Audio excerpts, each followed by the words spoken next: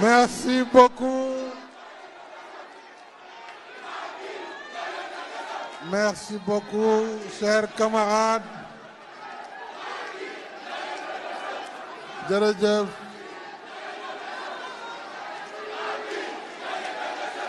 Madame, merci beaucoup. Madame la Première Dame, Monsieur le Président Moustapha Niasse, haut représentant du chef de l'État, Madame la Présidente Aminata Mbengue Ndiaye, secrétaire générale du Parti socialiste et présidente du Haut Conseil,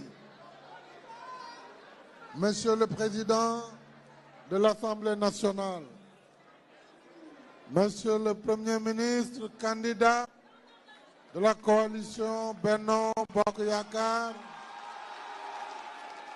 et candidat de l'Alliance pour la République,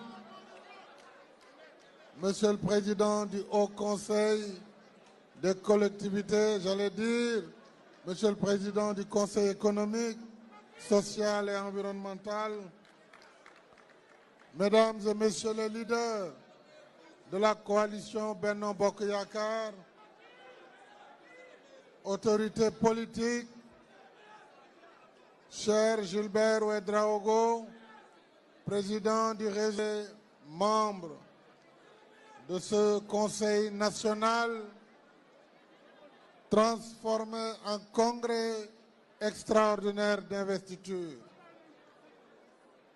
Chers membres du secrétariat exécutif national,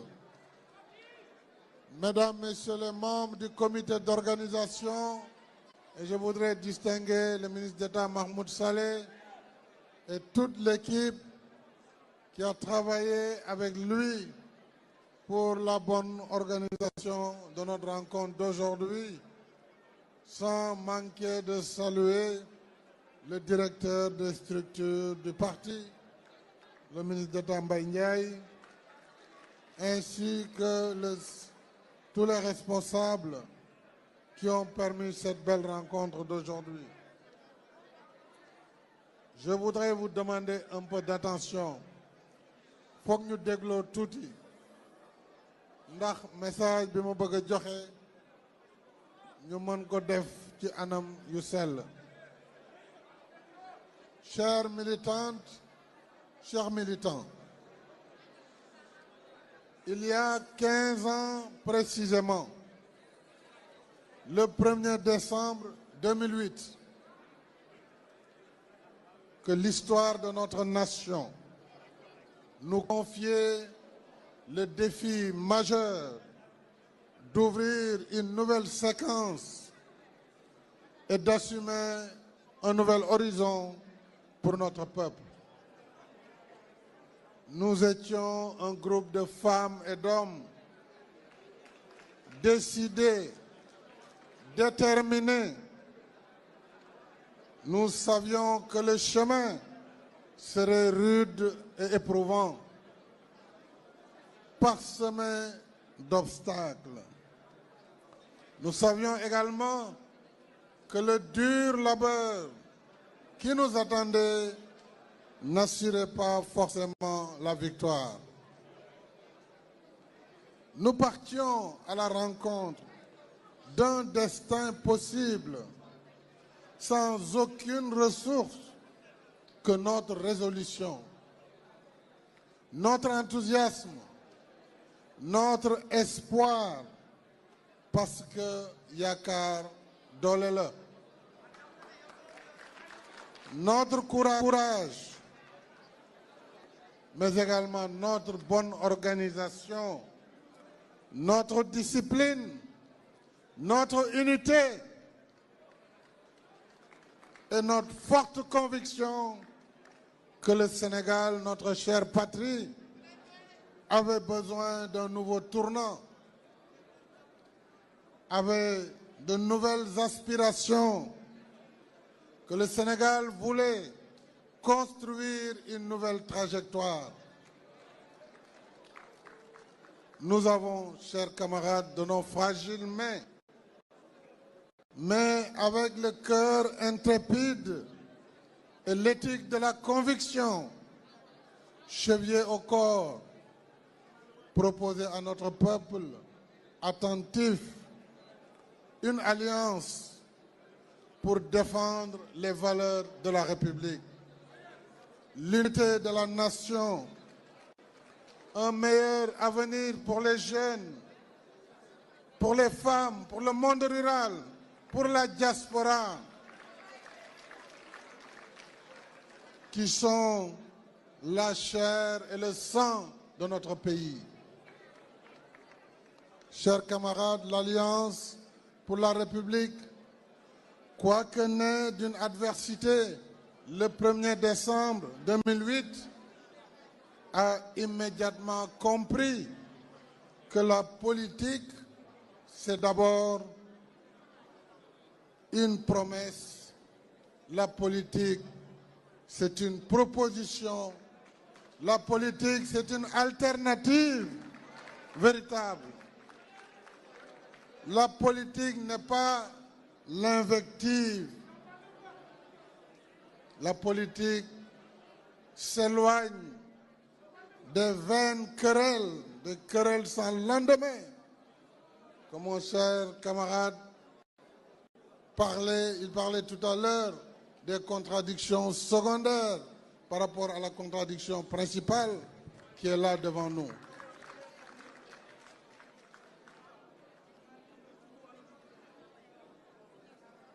La politique, mes chers camarades, n'est pas seulement une confrontation haineuse de camps retranchés dans des certitudes fermées.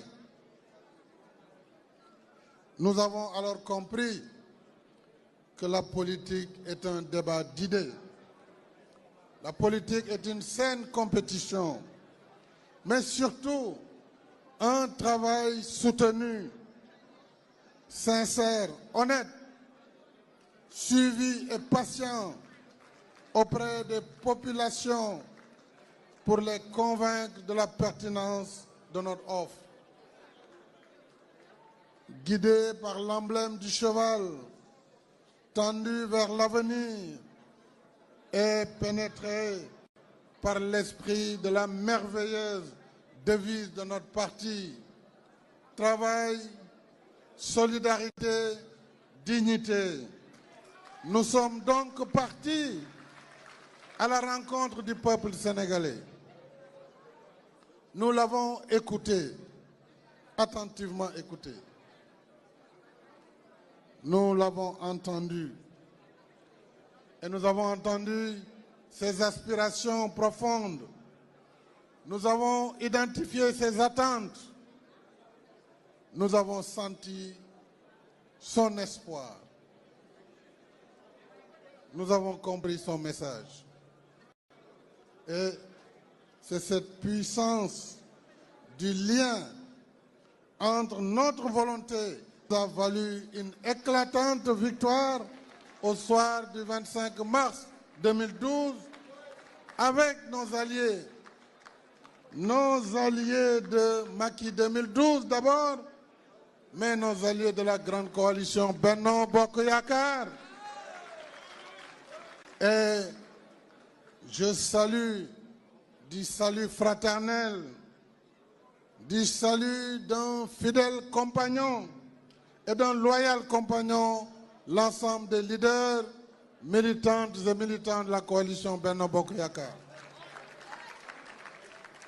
Si je ne vous remercie pas au premier, chers camarades, pour votre confiance, pour votre affection, je peux vous dire que je vous aime également, de tout mon cœur.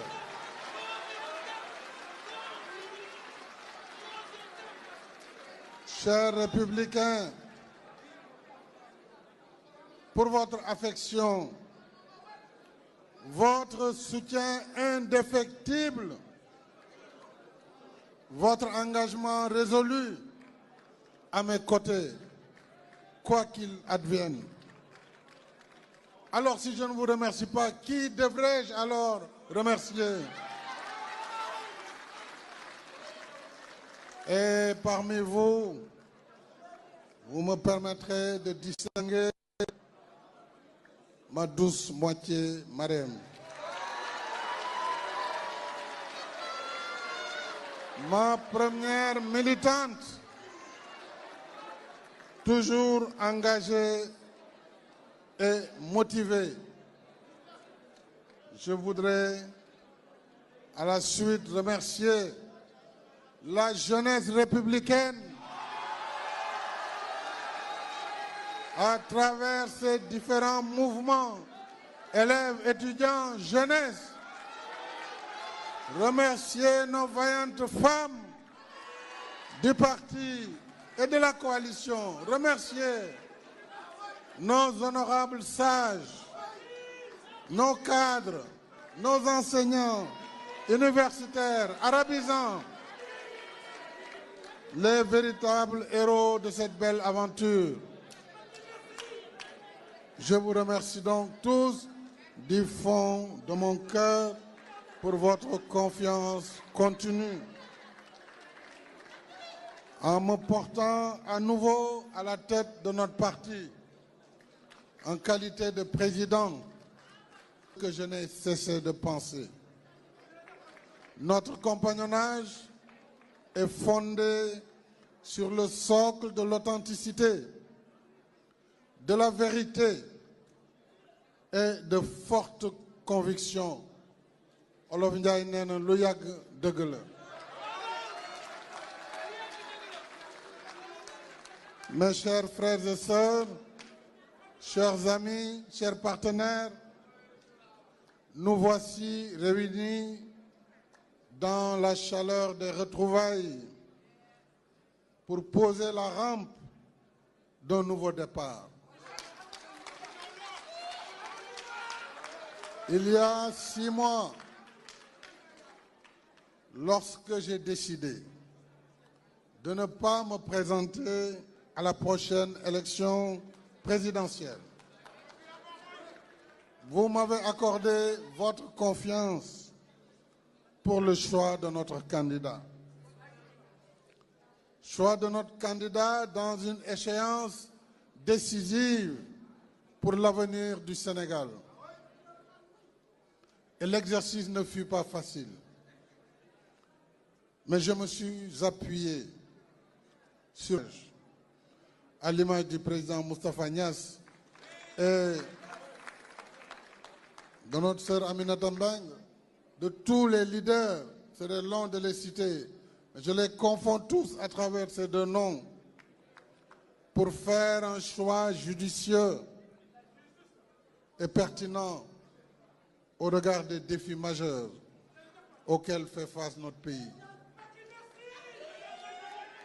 Encore une fois, je tiens à rendre un hommage appuyé au président Moustapha Niasse, un homme loyal, patriote, engagé pour son pays, passionné par ses valeurs démocratiques et républicaines. En dépit du poids de l'âge, le voici assis, jour et nuit, pour nous accompagner. Riche d'une expérience peu commune, il continue de nous conseiller. Nous, les jeunes générations, je vais bientôt faire partie des seniors, debout pour notre pays et pour notre peuple. Puisse le Tout-Puissant t'accorder santé et force, mais aussi énergie pour poursuivre avec nous aux côtés de votre sœur Aminata Mbengue Ndiaye, que je salue et remercie pour sa loyauté dans le compagnonnage. Que nous puissions continuer à accompagner le candidat et le nôtre pour une victoire éclatante au soir du 25 février.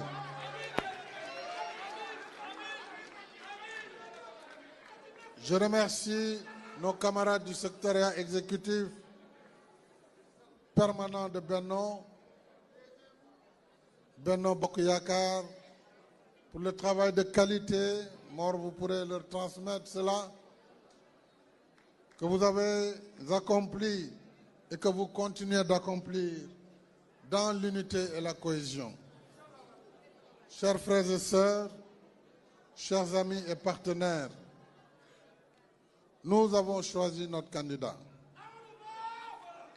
Nous l'avons choisi et tout à l'heure, vous avez entendu la description des paramètres qui ont précédé au choix brillamment exposé par le président Moustapha Niasse, qui avait en effet reçu la mission de recevoir l'ensemble des candidats, de les accueillir, de les écouter.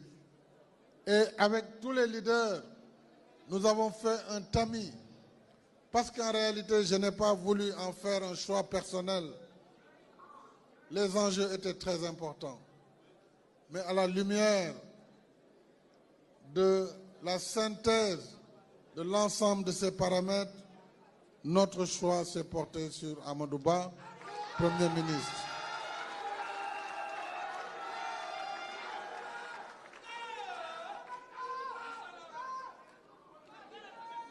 Nous l'avons dit, le Sénégal est à la croisée des chemins.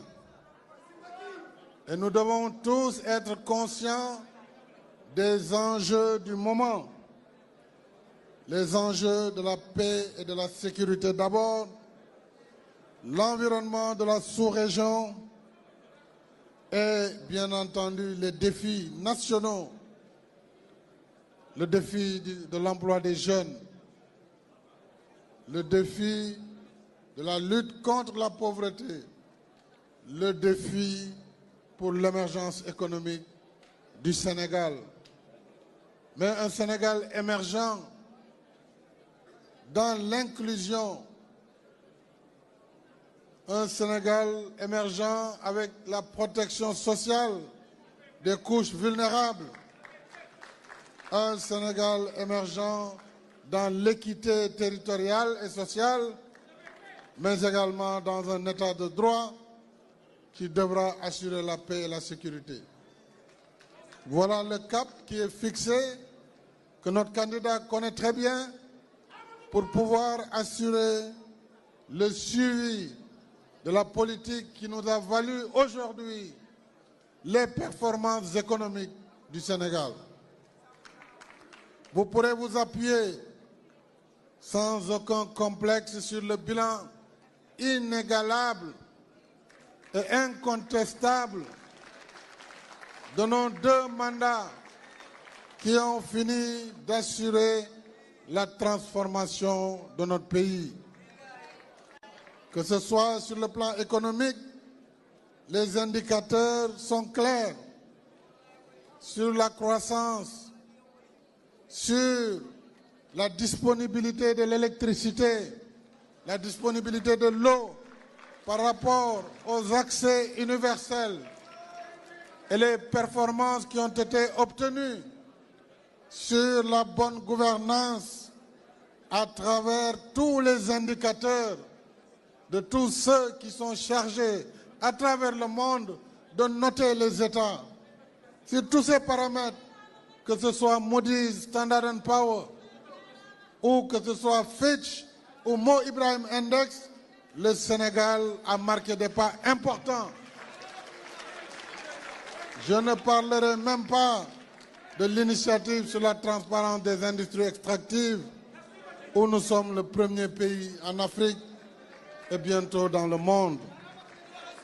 C'est un bilan exceptionnel, mais il faut le parfaire, il faut aller encore plus loin pour l'emploi des jeunes. Et le premier défi qui vous attend sera le défi de la migration clandestine et l'emploi des jeunes à travers de nouveaux mécanismes à inventer. Nous avons donc tout ce qu'il faut. Le président Moustapha Niasse avait l'habitude de dire que pour gagner, il fallait 3 conditions. Un navire solide, je crois, une équipe soudée et un capitaine intrépide. Une équipe soudée signifie l'unité des cœurs et l'unité d'action, sans laquelle vous ne pourrez aller nulle part. Autant en être conscient. Et notre camarade Gilbert l'a dit, il était au pouvoir dans son pays. La division, les mesquineries, les crocs en jambes ont fini de les fragiliser et ils ont perdu le pouvoir. Dieu nous en préserve. Donc je crois que les choses sont claires. Amadou, vous avez pris des engagements devant le parti, devant la coalition et devant le peuple. Puisse Dieu vous aider à honorer ces engagements pour que le Sénégal soit un pays qui sorte de l'ornière, un pays qui connaîtra, grâce également à la découverte du pétrole et du gaz, et à la bonne tenue de cette gestion qui connaîtra l'émergence économique avant même le délai de 2035. Nous devons pouvoir arriver à ces objectifs. Cultivons donc tous ensemble l'esprit bennon qui est fait d'ouverture, de diversité harmonieuse et de générosité. C'est là le secret de la longévité de notre coalition Benno Bokk Yakaar. Je vous recommande de vous inspirer de ces principes qui nous ont permis d'enjamber plus de 12 élections depuis le 25 février 2012. C'est cela également qui nous a permis d'avoir les performances électorales et d'avoir les performances gouvernementales. Mes chers compatriotes, chers frères et sœurs, je vais devoir conclure au nom de notre parti, au nom de tous nos partenaires, cette grande famille à qui, encore une fois, j'exprime ma gratitude pour tout ce qu'ensemble nous avons entrepris et accompli pour notre cher Sénégal. Puisse Dieu continuer de répandre sur notre compagnonnage ses bienfaits et sa grâce. Mbokk yi, bés bi tey dafa nekk bés boo xam ne li Hadj Mansour di wax yaram daw na. Bés la boo xam ne dañu toll ci diggante bi ñu toll mooy ndax bu ñu fàtte nag ne yàlla mooy kii fale mooy maye nguur de ku mu neex nag mun nga wuti la neexee sax nga cëppi waaye nag nañu xam ne mooy kii maye nguur te may nañu ko ñu téye ko it téyin bu rafet. toll nañu foo xam ne nee naa man duma dem loolu nag warul tax xiiroo ak ŋaayoo di am ba la ngeen yoroon daanu keneen for ko loolu dafa am solo.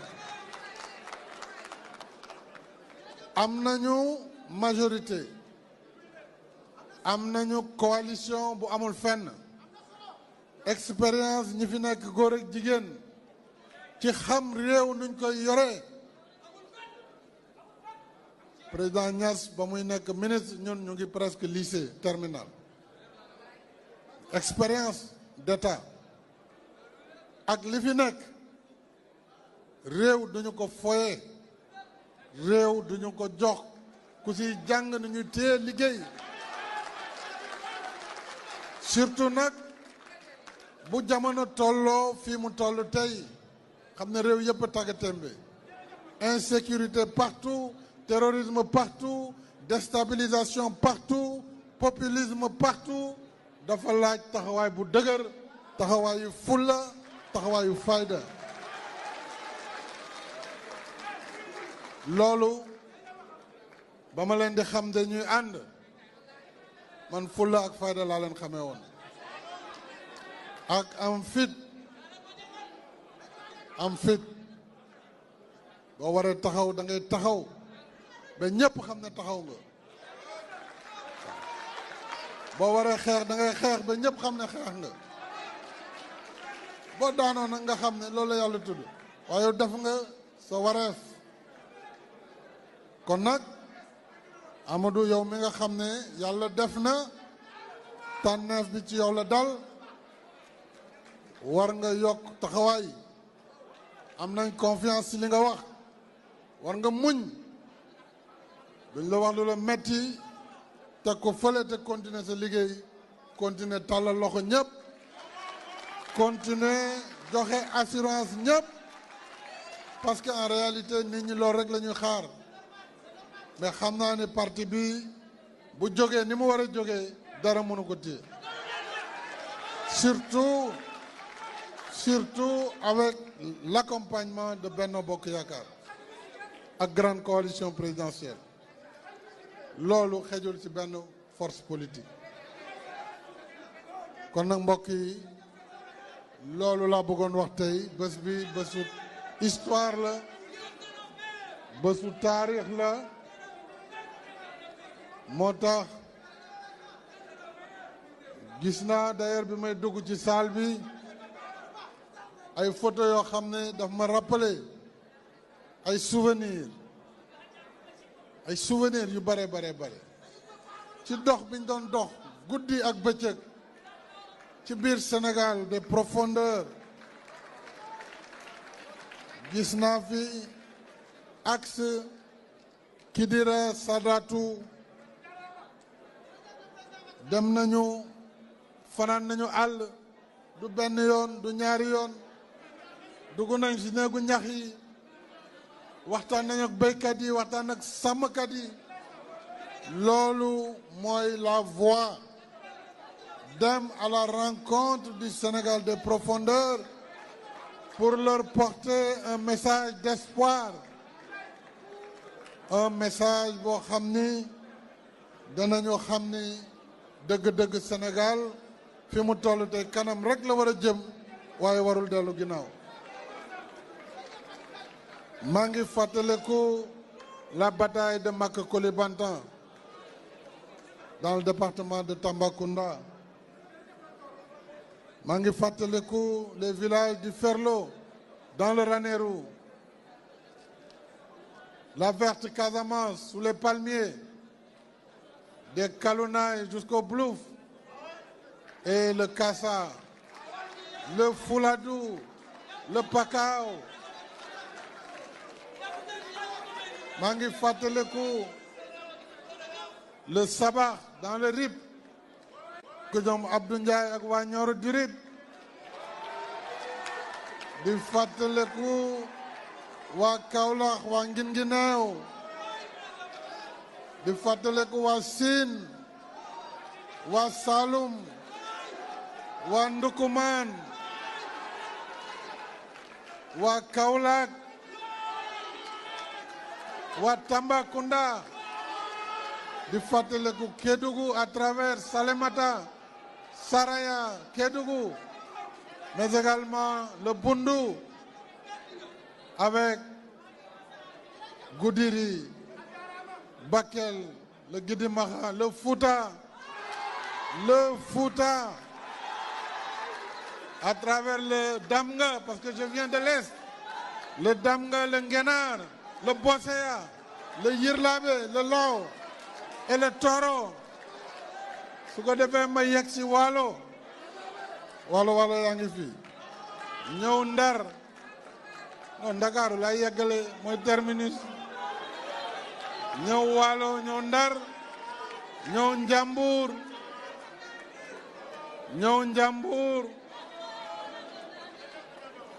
romb naa Jolof daldi ñëw région de Thiès à travers Tivaouane la religieuse Thiès et Mbour la région de Diourbel le Bawol Bambey Diourbel Mbacké et Touba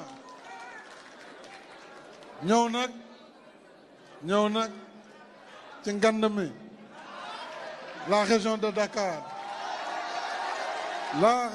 Dakar à travers le département de Rufisque, le département que j'ai créé de Keur Massar, le département de Pikine, le département de Guédiawaye, le département de Dakar. Eh bien, la diaspora n'est pas en reste. Kon yaakaar naa ne le chemin est balisé, la victoire est devant nous. Soyons unis, soyons conséquents. maa ngi leen di sant di leen gërëm wasalaam.